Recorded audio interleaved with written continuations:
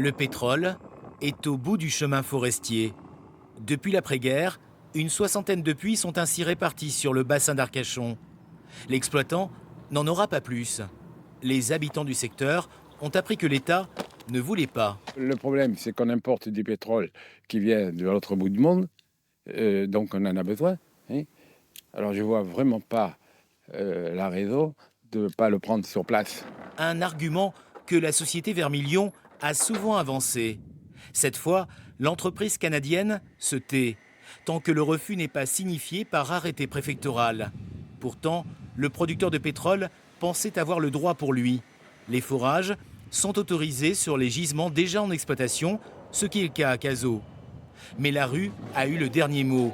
L'opposition au nouveau puits s'est clairement exprimée, Greta Thunberg en tête.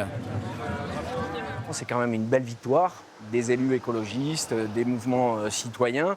Je m'en réjouis, mais le combat continue. On va suivre ça de près. Et puis maintenant, il faut transformer l'essai. Ça veut dire que cette décision, elle doit être appliquée à toutes les demandes qui interviendront. Sur le bassin, les associations environnementales sont satisfaites, mais prudentes. Elles se demandent si Vermilion ne va pas faire appel, en passant par la voie judiciaire, sachant que l'exploitation des hydrocarbures est normalement autorisée jusqu'en 2040. 2040, c'est déjà trop tard. Donc, si on n'anticipe pas, en fait, c'est ça l'anticipation.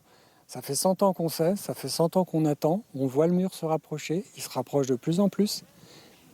Et on continue à dire « ah, on a le temps ». Mais non, on n'a pas le temps. Le pétrole produit en France représente 1% de la consommation.